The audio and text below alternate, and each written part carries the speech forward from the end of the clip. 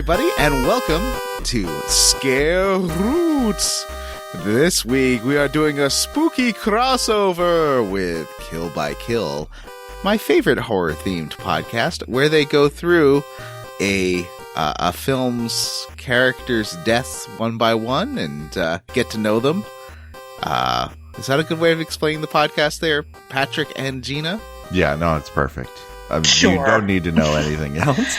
I think we've moved on from focusing on the characters to just the really weird stuff that's going on in the background.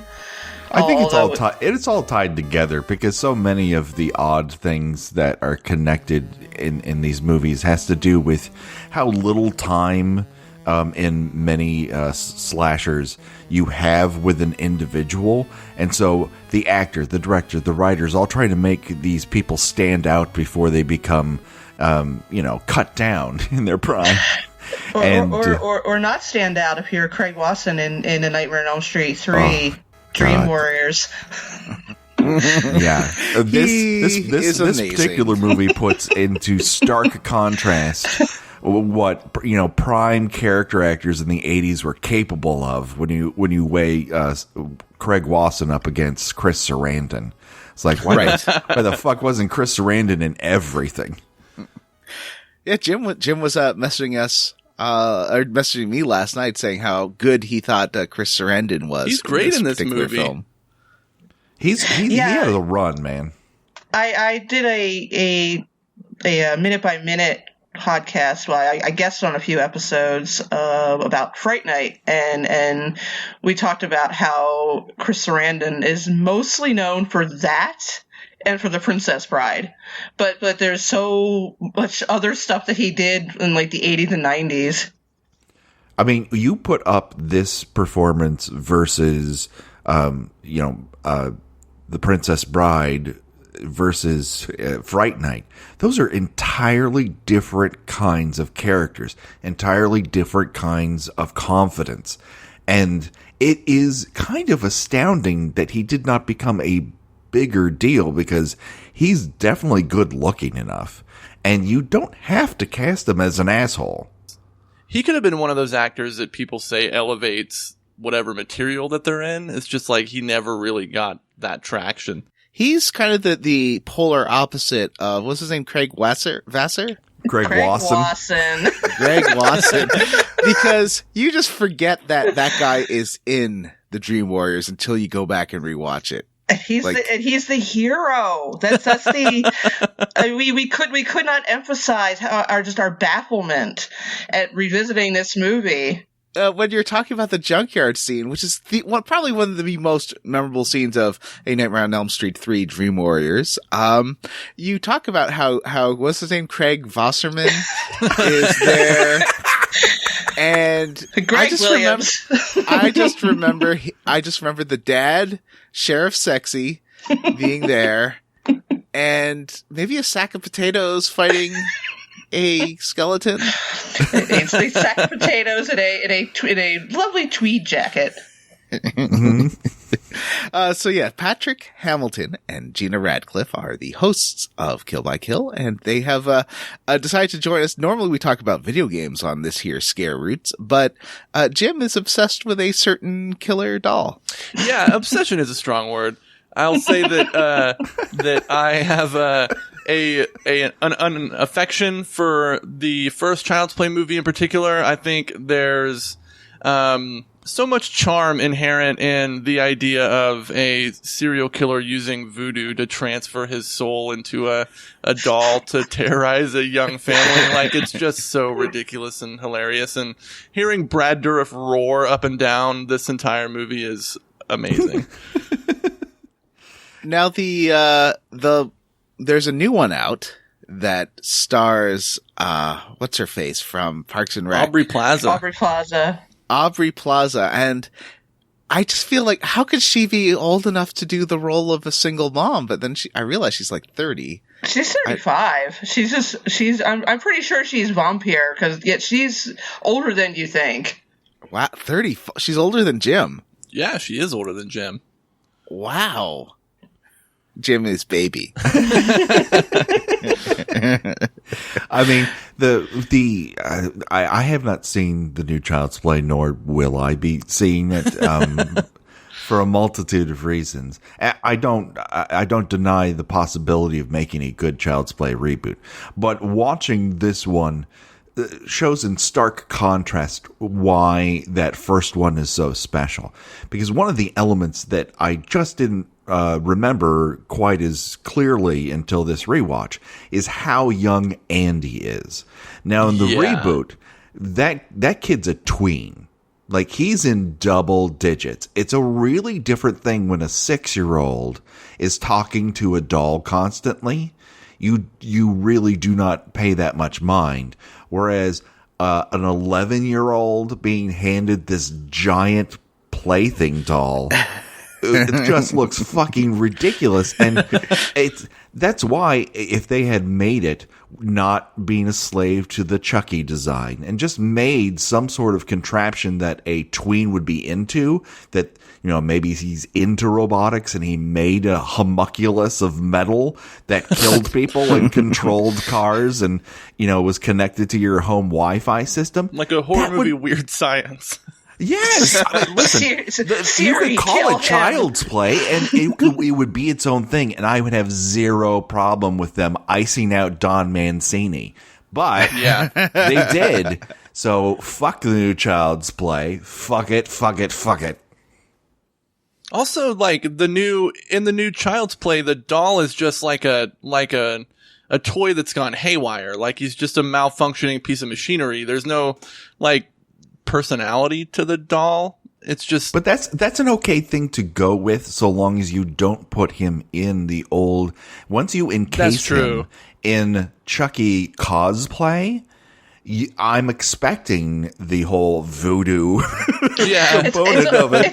Whereas if he was something different, it's almost like they look back and said, "Voodoo, that's stupid." It is. It's remarkably stupid. And watching it again, it's odd how they are able to, they make Charles Lee Ray's belief in it being real, actually sort of elevates it. It's one of the better voodoo movies of the 80s. I would put it above The Believers, which has some amazing kills in it. But is just, it's like the Omen level belief in Satan is what The Believers is to voodoo.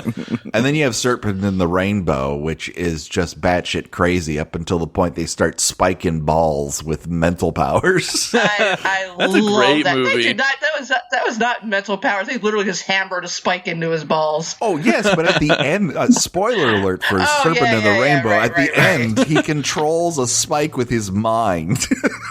God damn, that movie's fucking great. Oh, it's fantastic. That is a good movie. It's weird as shit. It's probably Wes Craven's best 80s, where everything is taken seriously. Like, he hits every single note, and the thing that holds him back from Nightmare is basically budget. Yeah. Have you seen a film called Zombie Nightmare? Of course. That was everywhere I hung out as a child was in that film. It is insane. Did some dude in a blonde mullet tell you to go eat your ice cream at any point? There were super fat guys playing baseball, obviously. Husky dad, shall we say.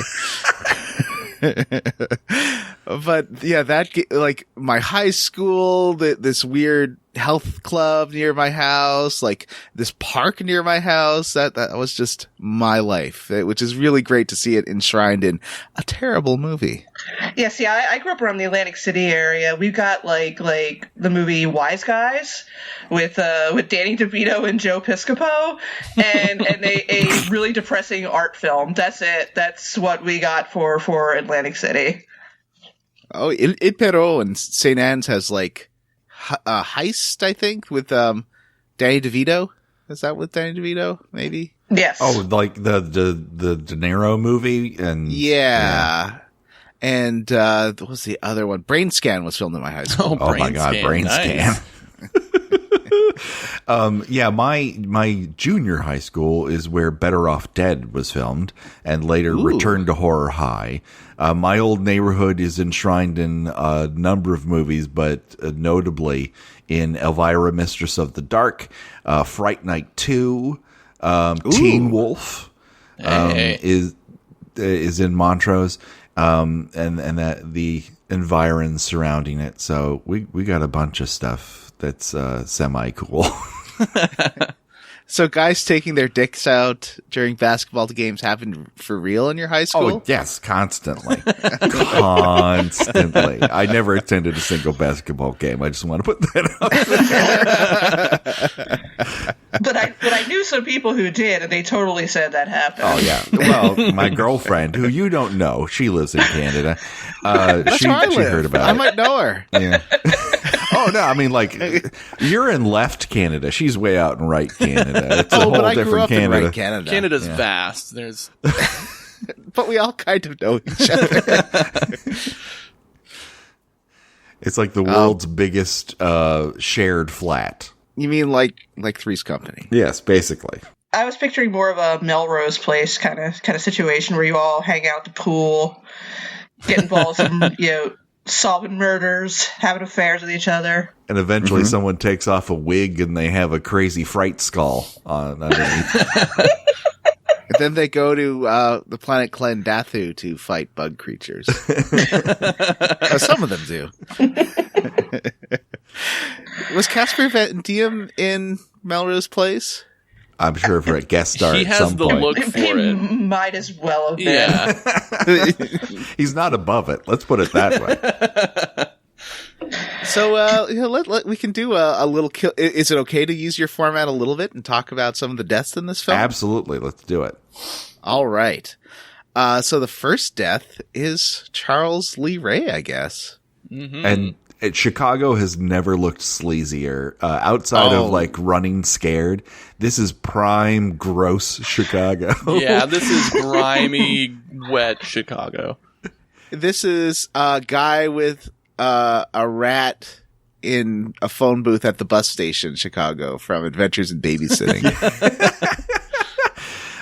It is really slimy, and Charles Lee Ray. I mean, I'm always surprised like how young everyone is in this movie when you look back at it, because his voice sounds so eternal.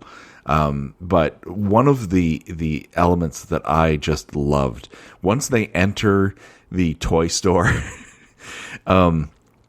up against a wall in the background, you see a couple of accessory sets for good guys, including a submachine gun water pistol and an archery set.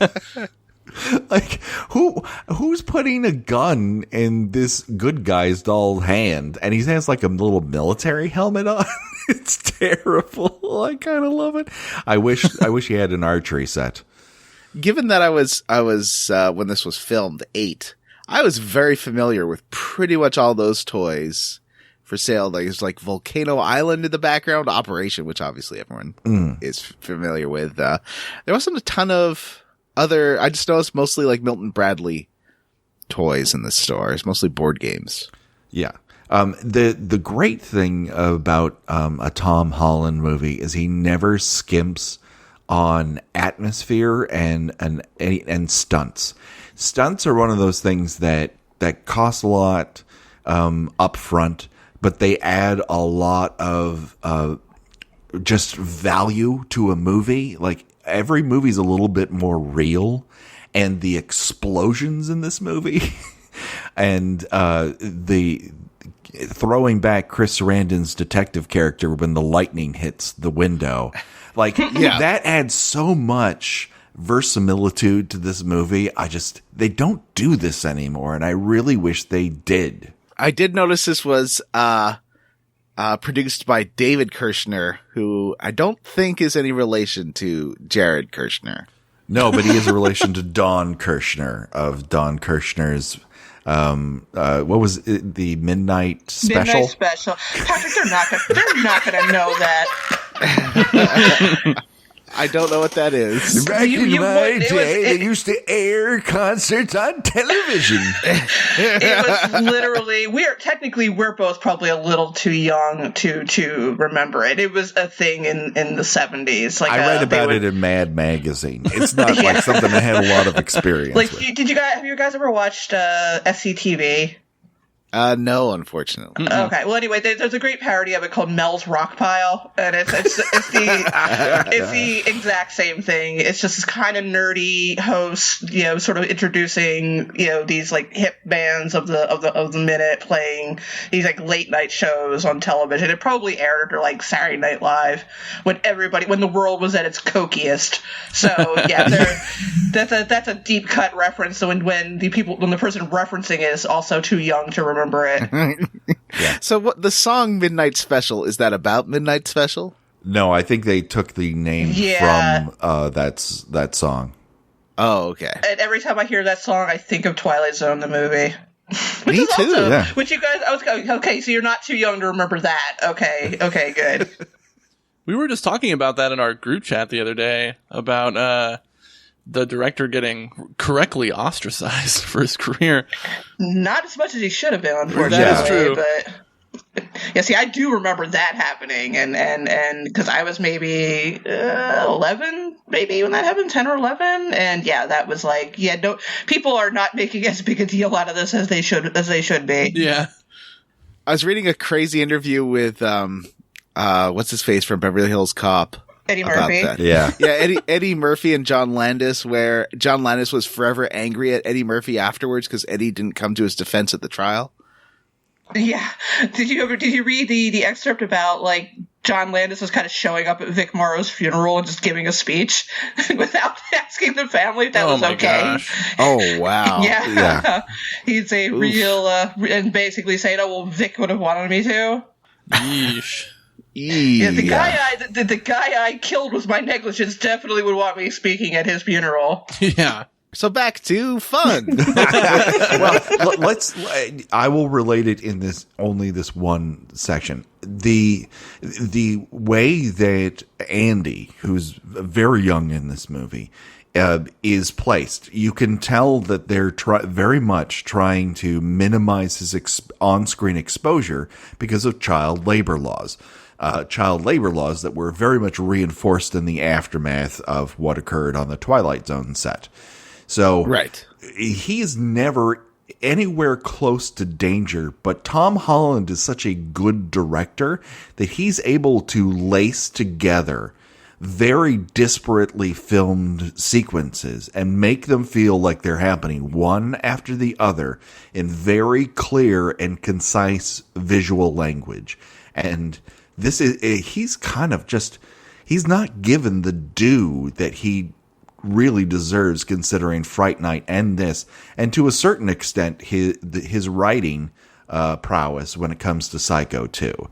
Like, he knows how to lay out a story, and this is just immaculately directed. I think the third act gets a little bit loose right at the end, but it's tough to make, a little person in a giant melted Chucky mask look like they're actually only 2 feet tall. It's really difficult. When they put that little person in the melted Chucky mask in the same frame as Andy, Chucky looks like a hulking monster. Yeah. There's a couple times where it works, like when Chucky is stalking Andy in the mental institution. Yes. Which needs a new paint job.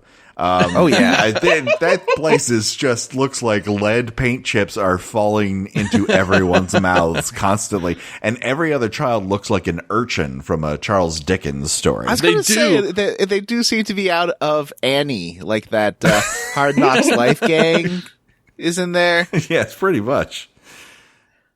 What was she? That little girl did not look like she needed to be in that hardcore of an insane asylum. Yeah, well, I mean, apparently she's dirty, so yeah, she needs to be in there. She's just like sitting on the floor in the hallway too, by the way. Yeah, that poor girl. I was very worried about her. Oh my god, that doctor's death is grisly. Yes, I love it. Oh. It's not particularly gory, but the end result of it feels so, that's gotta hurt. Like, your mind's doing a lot of the math there, and it just comes up, that's too much. That's gross. And, man, this movie's good at this. There's a lot of head trauma in this movie. Yes. Yeah, there's that one shot. Well, let's get through Charles Lee Ray first. Yeah. He's shot by the cop, by Chris Sarandon. A couple times. I guess they already know that he's the Strangler. Yeah, he shouts into his radio, "I've got the Lakeshore Strangler." Right. And shot a couple of times. He tries to get into a van with Eddie Caputo. Is that his last name? Yes. Mm-hmm. Yeah. And Eddie just drives the heck off, leaving poor Charles Lee Ray to bleed to death. Which he does only after casting a voodoo spell while looking happily at a good guy doll. One thing that made me laugh was in the chase scene when Charles Lee Ray is trying to break into the toy store. He points the gun at the lock and fires, but nothing happens to the lock or the door, and it just opens. And I thought that was hilarious. Like there's some paint scratch like where the blank went off, but nothing physically happens to the door. It just pops open. No, it would have been better if he had just kicked it open or just threw his body through. Also, you're wasting bullets. I mean, he's got a revolver and he at least fires off 8 rounds. It doesn't really make a lot of sense. Yeah. I love that Charles Lee Ray is both a whiner who's terrible at counting bullets and a very positive thinker. Because he says out his goals out loud. I'm going to kill you, and I'm going to kill Eddie. And he makes it happen with the power of positive thinking. Well, it's like the secret. It is the secret. You state what you want, and you get it. Yeah. He's very open-minded I've watched some about religion. TED Talks about how if you want to do a personal goal, it's better you can tell it to yourself, but you shouldn't tell it to other people because that gives you the sense that it's been completed because you get like, I'm going to do this thing and you get the reward. And that is a disincentive to actually continue working on it. So he shouldn't be telling Chris Sarandon what his goals are. He should just do it. I think Chris Sarandon is just too busy trying not to die in this entire sequence and just looking good in scarves. He seems to not be trying to catch up to the suspect though. He gives him lots of time to do this whole voodoo ceremony. I love that they're just wildly firing their guns in the street when he's chasing him. Oh, not as bad as the firing in a crowded apartment complex. Yeah, that's true. So he dies, and there's a bolt of lightning that as Patrick was saying before, pushes away poor Chris Sarandon.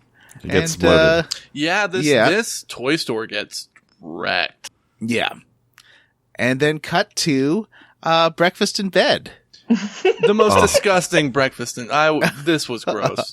I could think of as a homeowner is like milk on a carpet. Oh my gosh. The Jesus sugary Christ. milk that's just all over this apartment now.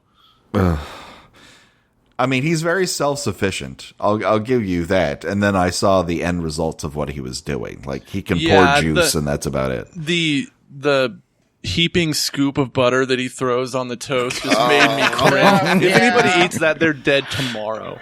I love that the mom is like, I'll have that later. No, she rolls with it. That's really good because he's not going to learn any lesson in that particular moment. So she just pushes through the moment and gets to what he's really after. Now, I thought by the late 80s, you couldn't have a commercial that had, or a toy cartoon that was also included commercials for the toys in that cartoon. I'm pretty sure that was a Reagan era. Well, this is 88. So yeah, Transformers, He-Man, that's all happened at this point. Care Bears has all happened.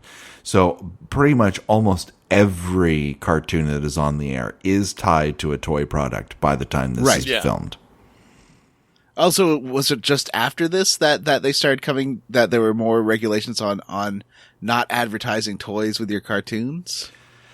It really would not have, not with that those administrations. I don't think any sort of regulations were put on place on it until the 90s when they're holy fuck.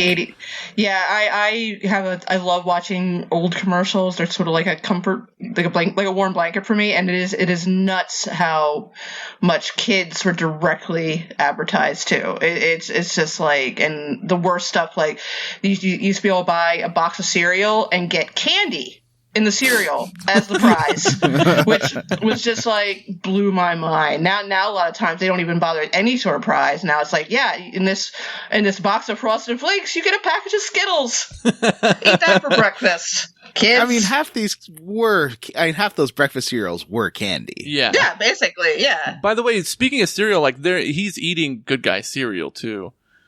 He's real upset. He's real on that good guy kick. They do a good job of like just putting enough good guy stuff in the background so where you feel like it's an actual thing a kid would be like kind of obsessed with. Mm-hmm. And this is happening directly after 84, 85 when Cabbage Patch became such an insane obsession where people were raiding stores, and then Teddy Ruxpin right after it.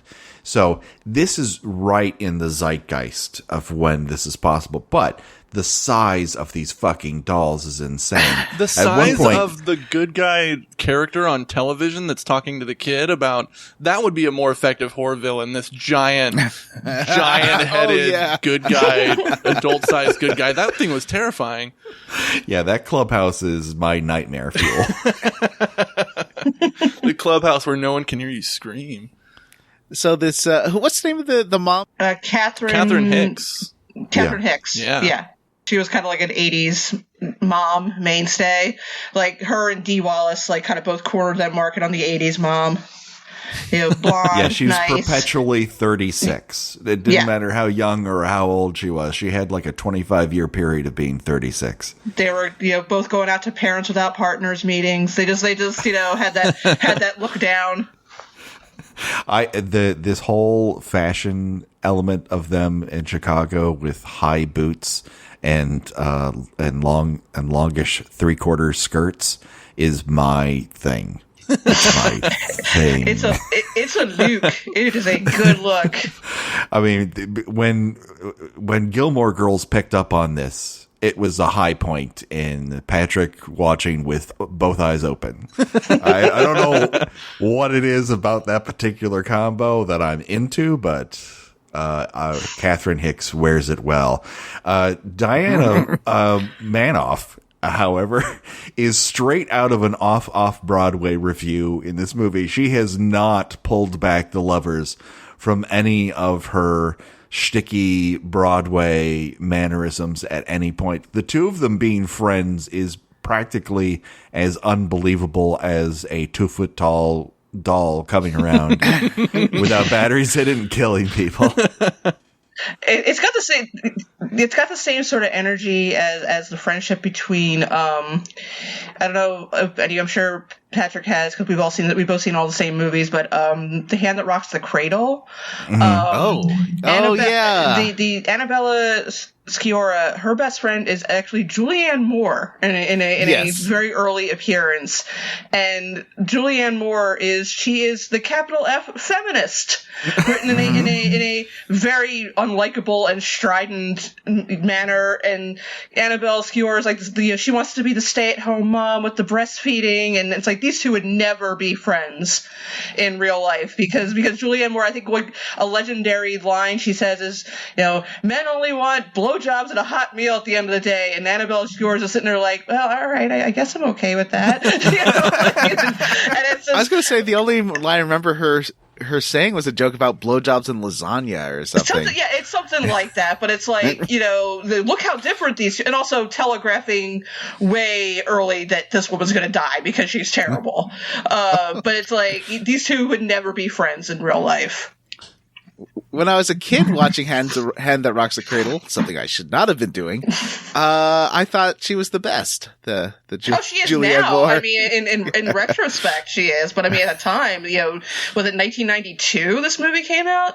The woman that has a lot of negative things to say about men is always supposed to be treated as sort of the character that maybe she's not a villain, but she definitely has it coming. I was real sad about her death in that film. I was surprised. I wasn't sure if this friend was gonna get killed or not. Because she gets, they set it up nicely that the kid, it gets a good guy's tool set, which is what ends up being her undoing. Yeah, she gets a nice hammer to the temple. Uh-huh. And then I guess that's that stunt real hammer. out the window is fucking awesome. That is an amazing fall out of a window. And you can tell the person's turning at the end. It's just probably half a second too long because you can see the turn. And she supposedly lands face down on the vehicle too, but it doesn't make any sense with the way the stunt person is turning towards the end of the fall. Yeah. But it's still a good window fall. Yeah, it's not quite Lethal Weapon. That's one of my favorite ones. And there's a really good one in Friday the 13th, Part 6, where the stunt woman hits the top of this car and all the windows blow out, and they filmed it from above. Oh, and it's just one of practical stunts, baby. I love them. There's a lot of those in this particular picture. Tom Holland knows how to fuck shit up, and he makes every penny they put into those things count. Now, are the car chases in this movie on the par of Running Scared? No, but he's getting a half a Running Scared in terms of Chicago grimy car stunts. What was the movie with what's her face Carol Kane with was it When a Stranger Calls? Yes. That was, which is a very weird movie because the first half and the second half seem like two different films. But I got When a Stranger Calls vibes from the whole babysitting friend thinking there's someone in the house. That was pretty suspenseful, and I thought she might get out of that alive. I was wrong. Because she gets a hammer to the face while cleaning up some spilt flour, which becomes a big clue, while poor Andy is sleeping with his doll, which he treats like, have you seen that Saturday Night Live commercial, Wells for Boys? Yes. I love that one. He's whispering secrets to the doll all the time, which is just great. He's a real Wells for Boys boy. She gets, it's a toy hammer, right? That she gets to the forehead here. Yeah, but it dents in her forehead too. There's... That's what man, head trauma in movies like this. I'm fine with most effects. gore, but just blunt force head trauma like this makes me ooh. Oh yeah, I mean the all-time grand champion of that is have you guys seen Crimson Peak? No. Crimson Peak, I wouldn't call it horror. It's more kind of a gothic thriller. But there is a scene when somebody's face gets basically smashed into the corner of a sink. Oof. Oh no. And it is fucking unbelievable. It's a recent movie, so that's a Del Toro movie, right? Yes, and nobody loves head trauma like Guillermo. Yeah, I was going to say Pan's Labyrinth has a head trauma.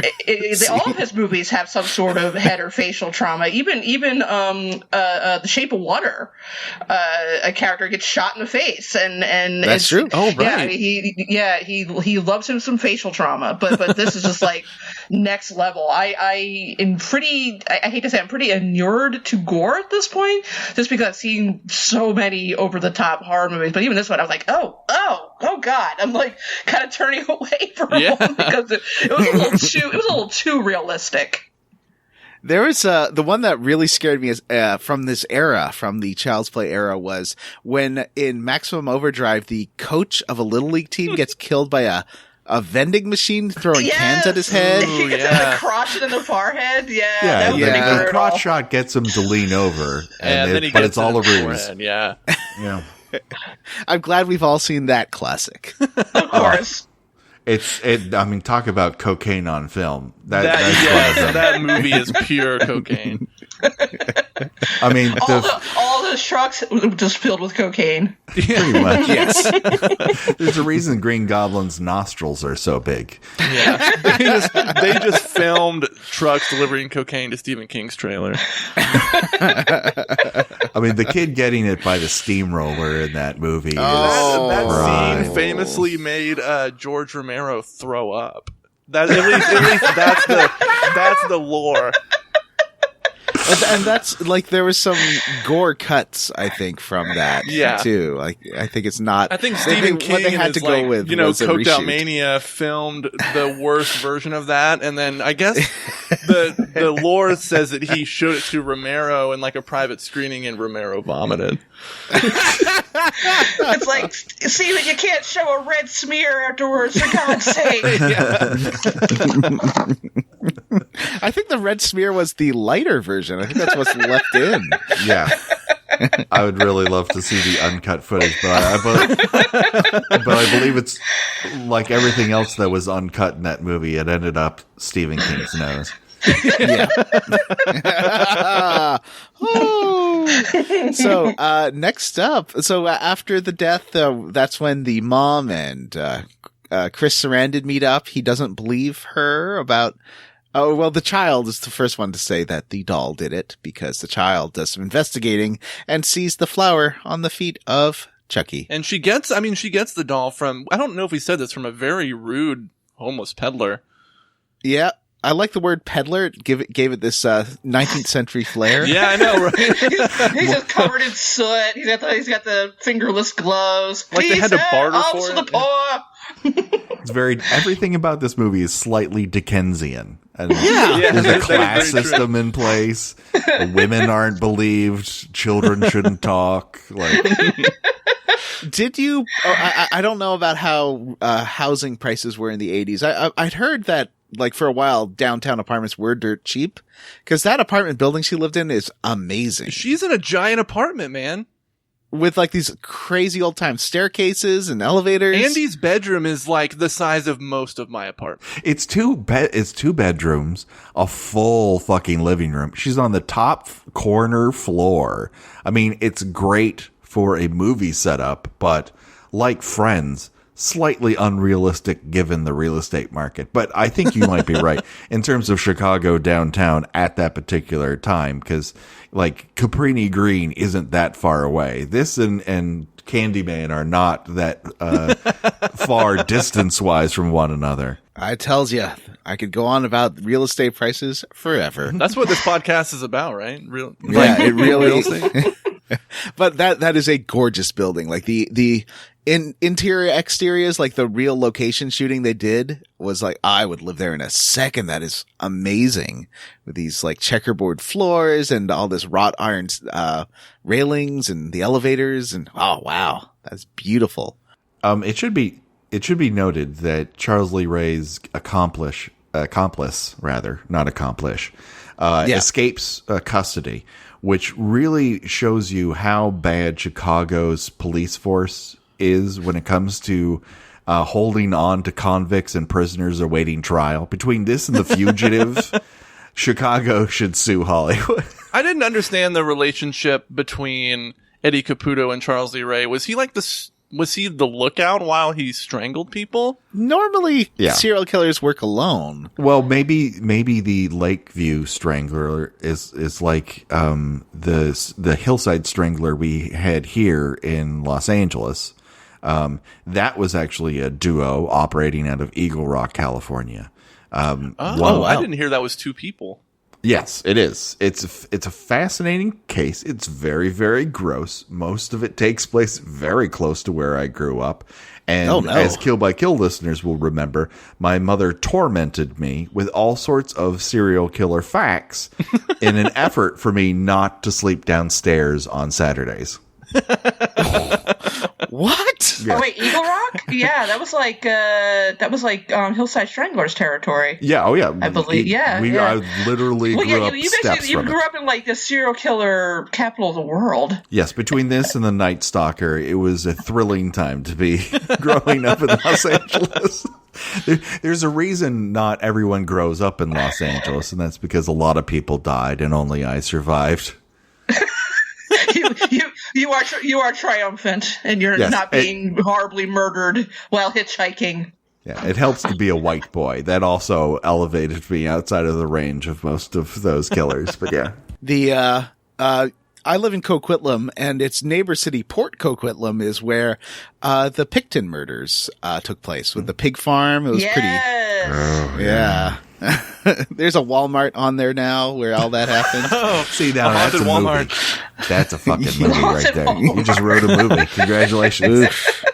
Yeah, I could tell you about what I've heard about that whole thing, and it gets pretty gross because those brothers would have these piggy parties. That's what they call it, where they boxed everyone in with school buses. It just sounds like a nightmare. Oh God! All right, let's get on. Anyway, back to the slasher movie. Let's talk about fictional murders. I find Andy's trip through Southside Chicago to be delightful because it really shows you how nice people are in real life. Like this is supposedly a very dangerous area, and no one pays this 6-year-old with a 2-foot tall any mind, no matter where he is. Nobody's hassling this kid, which was pretty refreshing.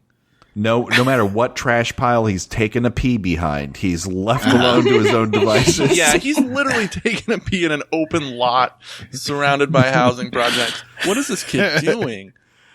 I hope someone's charging those rats rent because there's there's so many many rats. It was a real ratatouille. They were adorable because they're obviously those aren't wild rats. Those are big, healthy pet rats. They were super cute. And Eddie Caputo, I guess this is something that's going to keep happening as you get older. He looks like a child to me. He looked like he was in his mid-20s. Yeah, he's baby faced. I don't know what his role in the Lakeview Strangling is or what he gets out of it. I'm not sure if he's pictured in what we later see as Charles Lee Ray's pictorial view of his voodoo beliefs, where he is supplicant to his voodoo teacher and naked. Bringing about this concept that was always part of Child's Play, which is there's an inherent queerness to the construct of what Charles Lee Ray is. And there's a current article, and it's pissed me off that I don't remember it off the top. But so is your theory that him and Eddie Caputo were lovers? We don't know that they weren't. That's true. We don't know a lot about Charles Lee Ray in his human body, outside the fact that, there's just a lot about him we don't know. They had a very nice house. Like that place is a fixer-upper, for sure, and maybe not the nicest. But can you imagine putting a little bit of reconstruction money into that house? I'd love to live there. Maybe turn into a B&B, little nice thing going on. I mean, it seems to be pretty near where the train goes. I mean, it's not a bad location. Yeah, it's central. A kid could walk there in minutes. Yeah. and be that brutally murdered. There was a real Home Alone-y kind of feeling to this death. That it was just sort of set up in a way. Was there a gas explosion in Home Alone? I feel like they got their faces singed or something. That's via torch. There was the torch, because every house has a full-size metalworking torch just in the garage as this is Chicago again, the Chicago down. Suburbs. So people are getting fucking wild in that part of the country. Every basement is full of murder implements. There's a cut scene after this where the child has to walk through the back of a jazz club, and they won't let him leave until he sings the blues. He's got them murdering doll blues. By the way, the part where Andy's going to the bathroom in this lot and Chucky runs off, the Chucky POV as he runs towards the house and up the steps was pretty amazing. And hits the door. Yeah. I'm all for more Chucky POV. I mean, there's a lot. There's a version of this movie in which you do not know that the doll actually contains the soul of Charles Lee Ray. And you could convincingly try to make it might be an evil child movie. And I feel like at one point the script had that element to it in the rewrite, and they backed off of it and said, no. The doll is... We need to make sure everyone knows the doll has the soul of a serial killer. That's the hook. But you could have made a movie where you didn't know if it was the doll, or because of all the POV and how these people die, that maybe it is in fact an evil child. I was getting the other movie we've watched for this podcast is The Good Son, and I got some Good Son vibes out of that kid. Like, it's a good performance. Yeah. It's a good spooky kid performance. Yeah. I mean, the good, there's lots of bad spooky kid performances, and there's good ones. The good ones are, you're never entirely sure that well, this kid, he's kind of cute and seems harmless, but on the other hand, he could just plunge a knife into my back and I wouldn't even know it. I did feel legitimately bad for the kid when he's in the psychiatric hospital and he's trying to convince the doctor that Chucky is there and he's going to die soon. Where he's just like, he just kind of slumps over and he's sad and he's like, well, I'm going to die soon. And it's like, oh man, get that kid out of there. Well, at least I tried. Yeah.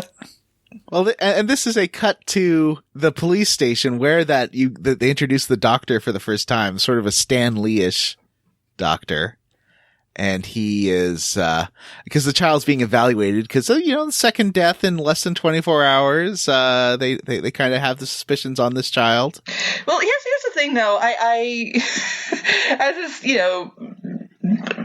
how would he's supposed to be like 6. How would a 6-year-old throw a grown-ass woman out of a window?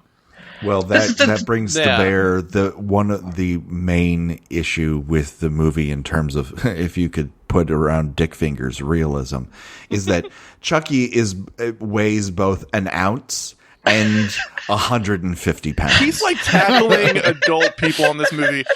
He's strangling a guy from behind with a car jumping cable. These movies are very entertaining. They're never scary though, because they're so silly.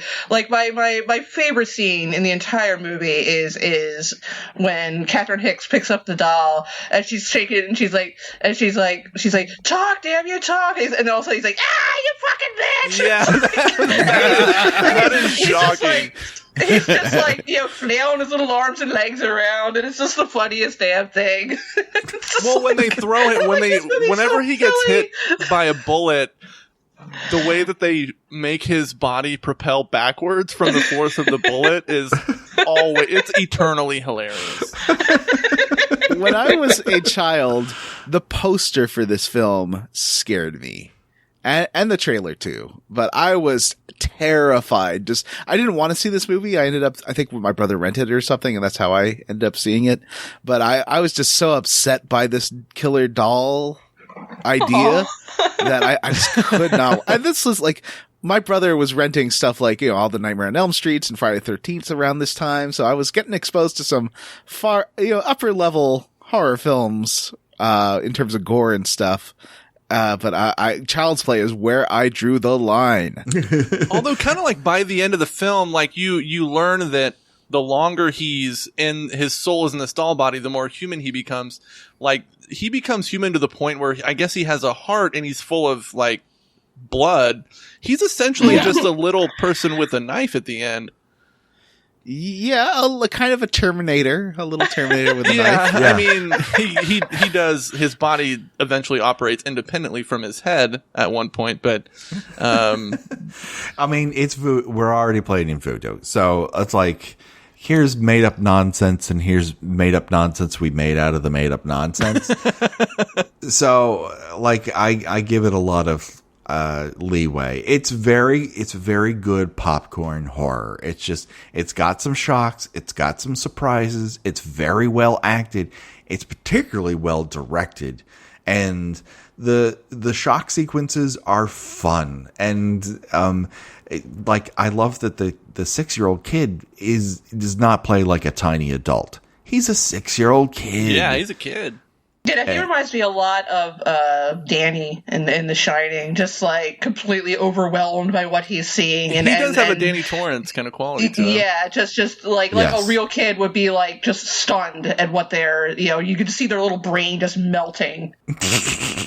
Yeah, this kid is not going to be okay. Yeah, put that kid back in the insane asylum for a while after this whole thing's over. All you just look at his kid's eyes, all you can hear is PTSD. That's going to be this poor child when he's an adult is just going to be having flashbacks. So, let's kind of hustle through the last few. I think there's like 4 more deaths, maybe. Well, we kind of covered the psychiatrist's death. But first, there's the cop. Well, there's the cop almost getting killed. Yes. That's when he realizes Chucky is real. And that is where I saw the biggest, I forget the name of it, what we call those big floodlights, that they use on set on a crane. And that is just barely hidden by dangling cloth on a power line. Yeah, you sent a great screenshot of that last night. Yeah. I know that is one thing I do in my job is look for equipment on set. Or in the shot. So it's, I always have to note it. I feel compelled to. That is a great scene. I don't know how Chris Sarandon survived it. The attack in the car. I mean, it's a lot of crotch violence. I know. A crotch violence to a man wearing corduroy pants. I like how he covers it though. Like he like lifts himself off the car while steering it, but his legs are like kind of on the dash. It's pretty creative, a way to like avoid getting your scrotum pierced. How did he not go flying through that window though? It sure seemed a couple of times like he should have, flown out. But the thing is that car that he's driving is a battleship. And so he's not buckled in or anything. Yeah, voodoo. Like, how does how does this doll have the leverage to attempt to choke him out? I love that shot. That's probably that choking scene is my favorite shot in the movie because it's so silly. But it is a very tight sequence where you understand that the car is hurtling down the street. He can't control it. And they find multiple ways to make it worse. The brake pedal falls off. Once the car turns over, he's pinned inside so that Chucky is circling it. Yeah. Like it's heightened. Every single piece is heightened, and you can tell like Tom Holland fucking knew how to direct a movie. I love that at one point in this sequence, he's trying to hit the brakes and Chucky is down by his feet, pushes his foot off the brake pedal, and then presses on the gas pedal himself. Hilarious. So I guess the next death is they are going to investigate his apartment, and I just want to talk about that legs chair for a second. There's like a table in Charles Lee Ray's apartment where the mom goes to investigate. It is mannequin legs with a fuzzy table surface. Yeah, for a serial killer, he's very into decoupage. He's got a real aesthetic going on. It could, that's either it belongs in a serial killer's house or maybe Pee-wee's Playhouse. I could see that working really nicely there too. Yeah, or like maybe on an Ernest set. Has there ever been an exposition mural before? No. This and Candyman have a lot of exposition murals. It's a Chicago thing. Technically speaking, Midsummer has a sort of a mural that foreshadows that something's going to happen later in the movie. So that should I go see that? You absolutely should go see that. My roommate's telling me I need to see the other one first. Hereditary. Hereditary is amazing. You don't need to see. You do. I mean, you do need to see it, but it has nothing to do. They're not related. Yeah, you don't have to see one to see the other, but you should see both. Although, yes. Gena, don't you feel there's a king and queen thing going on between those two movies thematically? There's some similar themes, like naked cultists. That's definitely a thing in both movies. A lot of uncomfortable nudity. A lot of weird little vocal inflection thing. There are similarities, but the plots aren't the same. But you should absolutely go see it. But yeah, there's a sort of a embroidered tapestry that foreshadows stuff that's going to happen later in the movie, which is pretty cool. So that sort of gives you a sense of the voodoo time, and then they go investigate the peddler. In maybe I think when she's going to go check out the peddler is maybe my favorite scene in the movie, because it's just shots of the homeless people like shaking their head at her walking by. Yeah, you feel like this is a moment where it should be covered by a power ballad in a lesser movie. Yeah. Like Separate Ways or something? Yeah, just something that has a lot of heavy guitar with a very slowed down beat that girls listen to. Oh.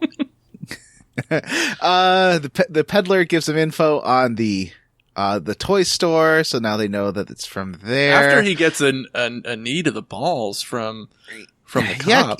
Yeah. That cop seems to be threatening death pretty liberally to this It's homeless Chicago. person. I hate to tell you. Sure. Like, this is the shit that flies in that town.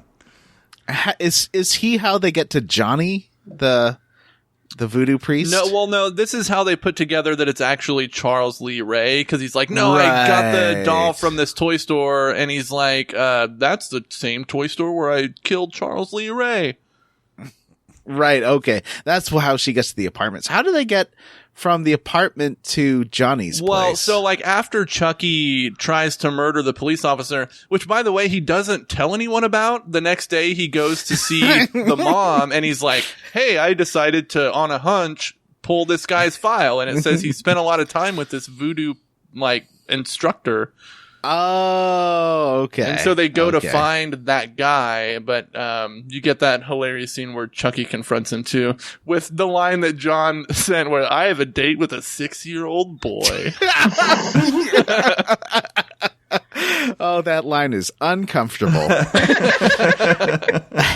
So he meets up with his voodoo. The voodoo priest death is pretty fun, because there's a voodoo doll that he showed Charles Lee Ray for some reason. By the way, like, is that a requirement in voodoo? You have to make a voodoo doll of yourself that you have to hide from other people? Well, Jim, I'm glad you asked. As a voodoo practitioner, thank God. I have to have my doll, but I want to hide it because it is my weak point. But sometimes I show it to friends just for funsies. Yeah, he showed it to him. Like, you put that in a safe deposit box somewhere. Never tell anyone this is my voodoo doll. Yeah, anyway, I mean, let's if talk about that thing falls out plan. of your closet, you're experiencing head trauma. Hey, rub the crotch on this voodoo doll just for funsies.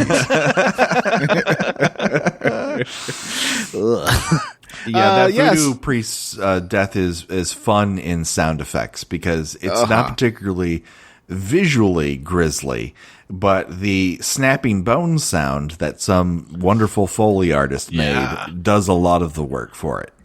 Mm-hmm. Someone's sitting next to a microphone just breaking some celery. So the voodoo priest tells Ray and then before dying tells the mom that he has to go into the body of the first person he revealed his true self to, which is the boy. So that's going to lead you to the finale here. First at the insane asylum where the boy has been kept and the mom has not been hanging out at. Mm-hmm. Yeah, that's weird. Yeah, that's weird that your 6-year-old is hospitalized and you're not just haunting the hallways until you get a chance to see them. Mm-hmm. And she has crimes to investigate. Yeah, well, and then when they do get to the asylum, she's more concerned with the dirty girl hanging out in the hallway than she is with finding out where her kid is. Well, I think she was trying to find out if the girl knew. I don't know. Well, the girl had seen Chucky. She's the first person who says, yeah, Chucky came here looking for Andy. So she's following leads as a typical girl detective does. The doctor does not believe that Chucky is real. and alive right up until Chucky stabs him in the leg in a very Pet Cemetery kind of stab. How does the detective not know at this Achilles point? tendon. That no one calls ahead in this movie. No, although I guess there's no cell phones, so yeah, everyone has to take a drive across town to get. Oh, but he did try, because in Johnny's house, the phones were cut because he did try to call, didn't he? I suppose that is true. Yes. Yeah. But so they rush over there. The doctor is electrocuted by I guess they still have what do you call that? The brain electrocution? Electroshock therapy. Yeah. Yes. And the Chucky throws it on his head and then just sets it to bake for 45 minutes. Yeah. Until the juices run clear. Yeah. Oh, and they do. It's just a makeup effect where they just add more levels of soot to his face and then blood at the end, but that is well done. I mean, that's some really good hand-eye coordination by Chucky too. Like, he does the doll equivalent of like dunking a basketball from the free throw line. He jumps at this guy's head and like places this thing on it perfectly. He's got skills. Yeah, just picture like Michael Jordan like slowly like flying across the basketball court with like this like headpiece for the therapy. Yeah, that's the shot I needed of him like jumping from the counter across the room to dunk this thing on this guy's head. It is thematically consistent with Chucky throughout the films that he makes incredible shots. Like, I mean, I think it's actually Tiffany in Bride of Chucky who throws a champagne bottle at a mirror above a swingers hotel. Oh, that's right, yeah. And that rains down mirror on two unlucky swingers / thieves. Yes. And then in the latest one, in Cult, he manages to crash a window on somebody else, and it's like he makes fantastic shots. He's just always been good at it, and I'm okay with it because it always seems to happen for him. He's that good at hand-eye coordination once he becomes 2 feet tall. He's like bullseye powers. Yeah, Cult brings back Alex Vincent, right? Yes, it does. I mean, all those later Mancini other movies do. Right? Yeah, I mean, no, he doesn't come back until the end of Curse. Oh, that's right. He's in like a post-credit thing, right? That's a post-credit thing. And then they pick up the thread in Cult. And again, this is why rebooting it when it's an active, ongoing series makes that new Child's Play a non-fucking starter for me. Yeah. Because there's no other horror franchise or icon that survived the 80s, rebooted, continued the same line in the 90s and the 2000s. No one has made that transition but Chucky. And to go, all right, we've got this one title. Let's just remake that movie, but only change some elements of it for the worse. And they have good ideas, but they take them in dumb directions, and they're a slave to the Chucky design, and they ruin the fucking look of the doll. And they give it to a fucking 12-year-old. Do you think that, is there one more death after this? No, there's no more deaths. There's a lot of attempted murder. Well, I mean, you can't really like the closest... Chucky. I mean, he gets charbroiled again, but of course we know he's not dead. There's some more head trauma here where Chucky takes a baseball bat both to the back of Andy's head and also to the detective's temple. Yeah. Oh yeah. Somehow both of them survive, which that's gotten to be like a thing for me is characters surviving massive head trauma. Yeah. With it's kind of like to me that's the new gut shot. When someone gets shot in the stomach in a movie and then just limps around until they can get medical assistance. It's like, no, lay down, you're about to fucking die. Chucky does deliver a batter up before giving Andy his in the back of the head. I can appreciate a good batter up before somebody strikes another person with a baseball bat. But Yeah, but if you're swinging at I mean, I hate to get a little brutal here, but if you're swinging at a child's head with the strength that you would put into hitting a baseball, that child's head is basically flying off its body. I mean, he's not going to just be like waking up like a half hour, 10 minutes later, just kind of rubbing the back of his head like, ow. Let alone getting hit in the temple, which is like the most delicate part of your skull. There's I had subtitles on. Which was interesting for two reasons. One is Chucky says surprise, but it sounds like he says like birth by or something. He does not. That is not the word surprise. I know the word surprise, and that is not it. And the other is whenever Chucky's chanting, he's mostly speaking like Creole, and they subtitle it ancient language, but it's like, I know those words. Ancient language. I speak French. There are a lot of words I understand. I love when the subtitler has no idea what to put. Yeah. So it's just like, chanting in Latin or something like that. Ancient language. I love that. Ancient language. There's a language that exists. It is called French. But that's okay. That final sequence, I thought that they were going to get one last kill in on the partner who shows up at the very last minute. Mm-hmm. There is, after Chucky gets thrown in the fire, I think that is the best visual effects. The melted Chucky doll is great. That's pretty good. I also like Andy's one-liner here, where he strikes a match and he's about to light Chucky on fire, and Chucky says something like, "We're supposed to be friends to the end, right?" And the kid says, "This is the end, friend," and drops the match. Stone cold. I need it. I'm so glad they didn't go the extra mile and have him like, "This is the end, motherfucker." Yeah. Play with this. Just keep him pure. Keep a 6-year-old. I don't know where the mom got the gun, but she blasts parts off of burnt Chucky in a pretty great shot. She blasts his head and his arm off. She's given the gun by Chris Sarandon. It's in his ankle holster. Oh, okay. And, but there's two fake out deaths, because first after burning him, they think he's dead. But then he comes back again. Yeah, there's a part here where she shoots Chucky in his little doll leg, and he flies across the room like twisting. I love when the partner is a terrible actor. I thought. Oh, he's one of the worst. He's a mustache delivery system. Is basically what that guy is. And he's taunting the head until the body starts trying to strangle him, and then there's just this great scene of Chucky just encouraging his body to kill the guy. Yeah. Yeah, come on, strangle him. Yeah, strangle him. Kill him. So I guess you're supposed to think that there's two separate sentient things, the body and the head? He's just announcing his intent, like he was announcing his goals at the beginning of the movie. Oh, okay. So you don't think that it had its consciousness of its own, like the hand in Evil Dead 2.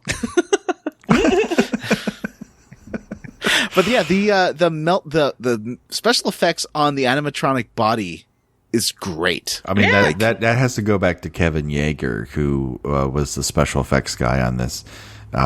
He did burn effects on Nightmare on Elm Street movies. He did a lot of animatronic work elsewhere, but this made his bones. Like, he worked forever on the doll work here, and it tells you something that they from this movie, just right up front, they told you, like, you're gonna see this evil fucking doll fuck people up, and Kevin Yeager is the person who makes all of that happen. He makes you believe it's even for a second possible.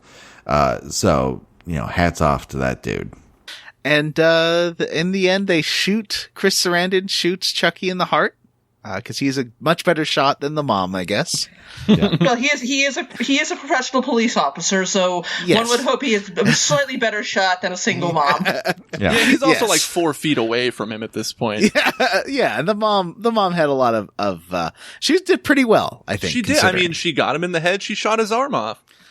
Arm, leg, and head. Oh, a leg went off too? I didn't see that. Yeah, she was pretty good. But yeah, he got him right in the heart, and that is the end of Chucky. Or is it? Well, no. The end? Question mark. I really wish more movies would take the Flash Gordon approach to just ending a movie. The big shy question mark. Like Bart says, the question mark sets it up for a sequel.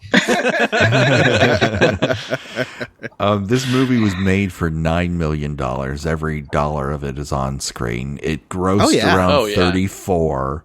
So it returned. It had a nice return. So I understand why they greenlit the sequel. Although MGM catapulted this out of their library immediately. They were so embarrassed by it.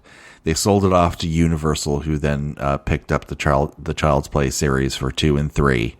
Let it grow dormant, and then brought it back in 98 for Bride of Chucky. That's one of 2 movies in 1998 that Universal released out of 16 that were good. The other one was Out of Sight. I know, because I watched every fucking single one of them. Oh, boy. I was an employee there. What was the worst? Oh, God. Probably... it wasn't the McHale's, and McHale's Navy.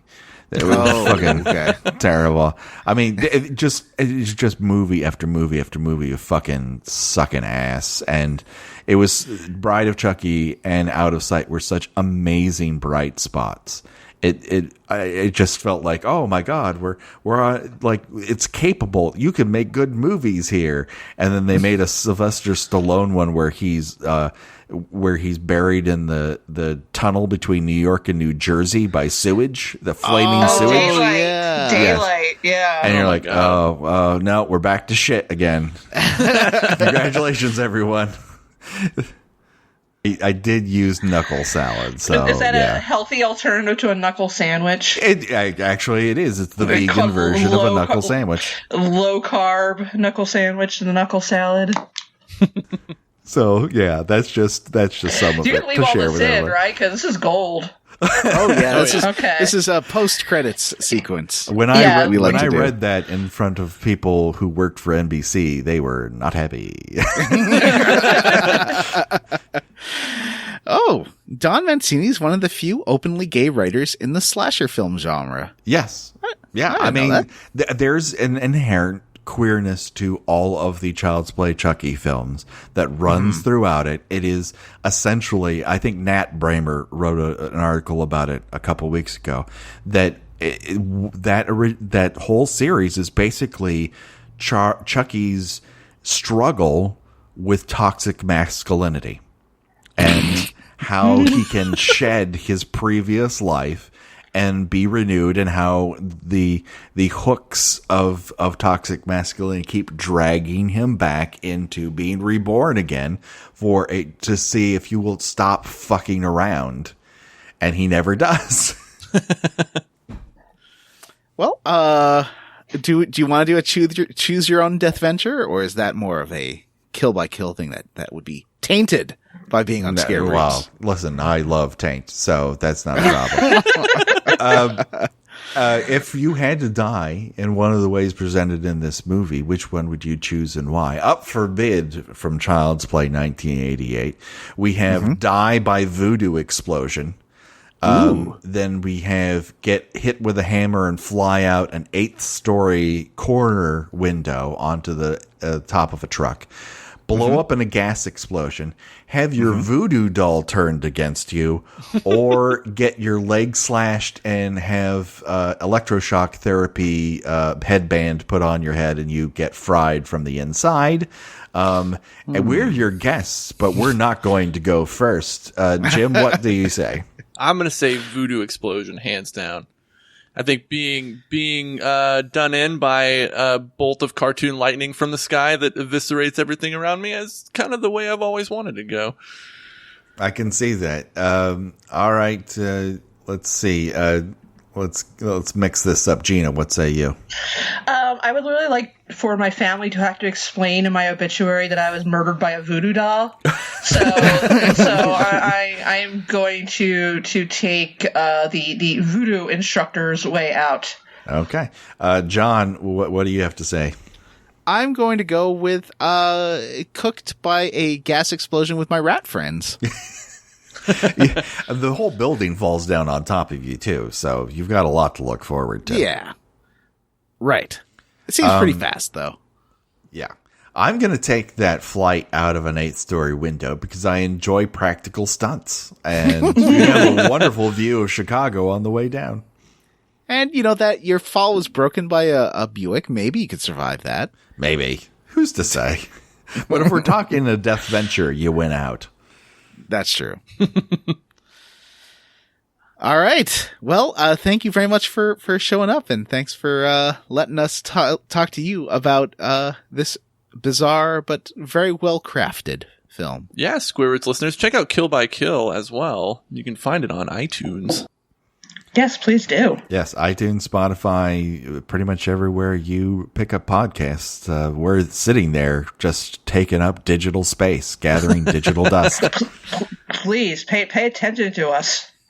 Jim and I both show up on various episodes. Yes. Yes, you do. Yeah. And we talk at length about a man stripped naked and strapped to a sex chair and shaved. Oh, yeah. And That about was a good time. Memories. was it hot dog in a donut hole, or I can't even remember. Yeah, that's the precursor. Also, I think John characterized that as one of his sexual awakening moments. Oh yeah, for sure. I can say I'm sorry. No, you don't have to be sorry. Never be sorry. Never be sorry for what you are into. Yeah. I mean, it's no different than me opining openly how I love, mid knee boots. Like, that's a thing for me, and I'm not ashamed. I'm out here. I'm talking about how sexual I found Gilmore Girls. Yeah, like because of their boots. Yeah, that's the way it is. All right. Well, for Scare Roots, I've been John Brandon. I am Jim Banks. And for Kill by Kill, we have... I'm Gena. And I'm Patrick Hamilton, I guess. Yay! And next time, Thanks, we'll everybody. be back for... Was it What Remains of Edith Finch? Is that it? That is the next one, yeah. All right. Goodbye, everybody. Bye. See ya. Bye.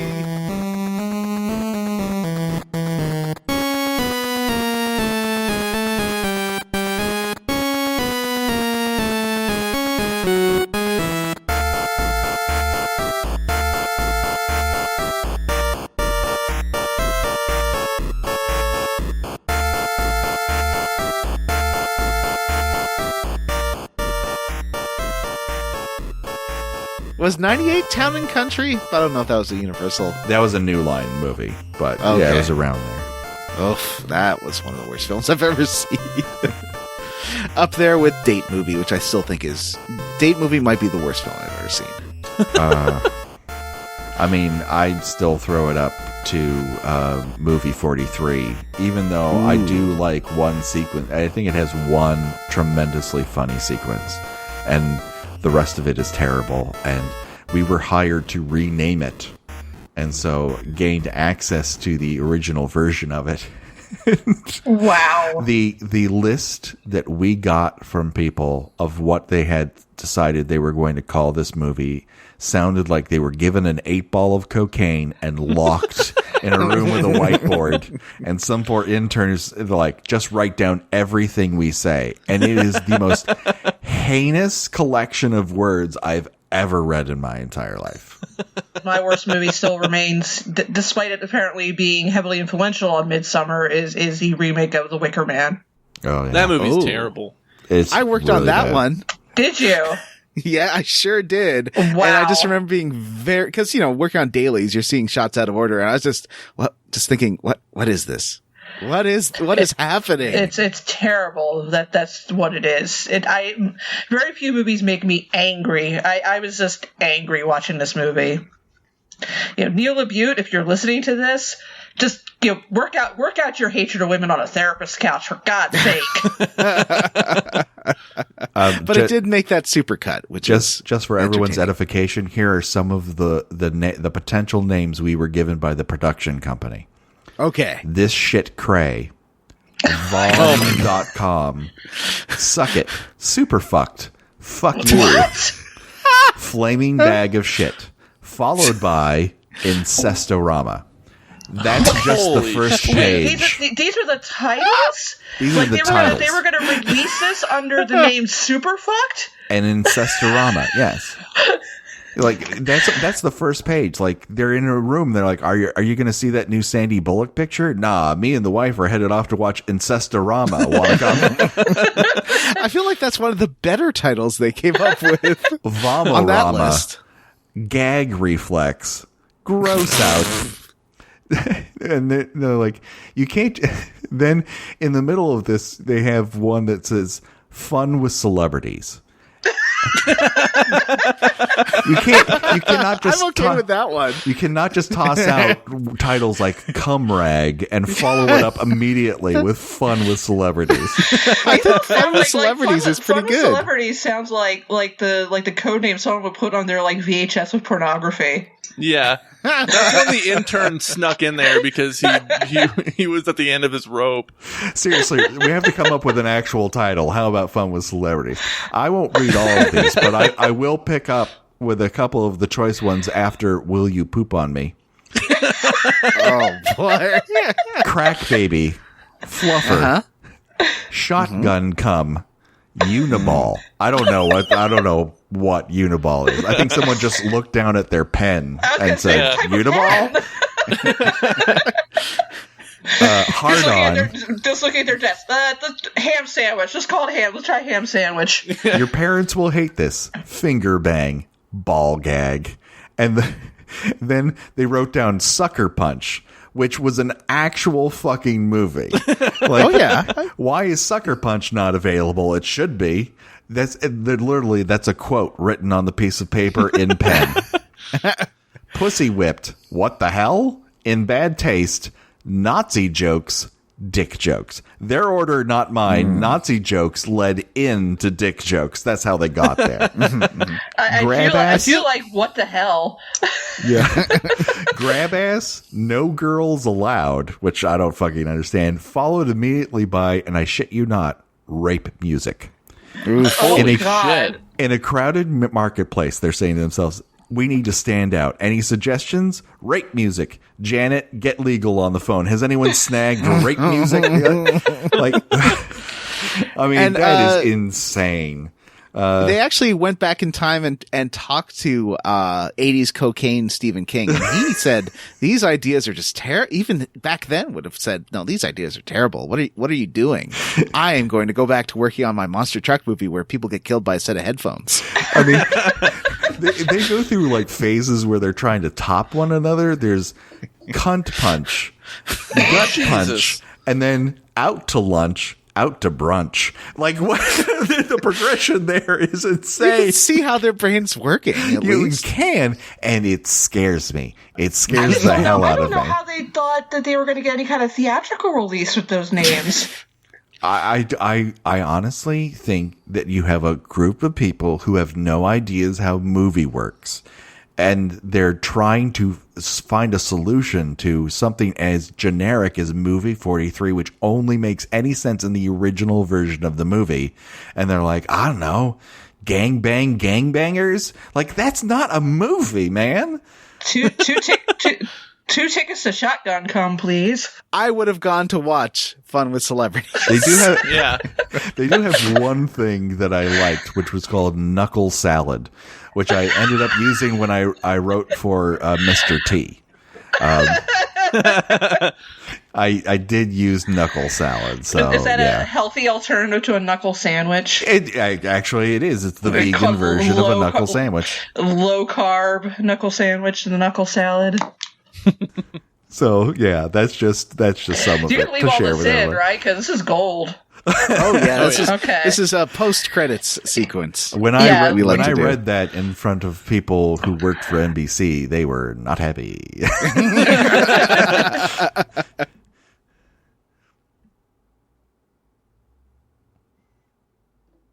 Yes.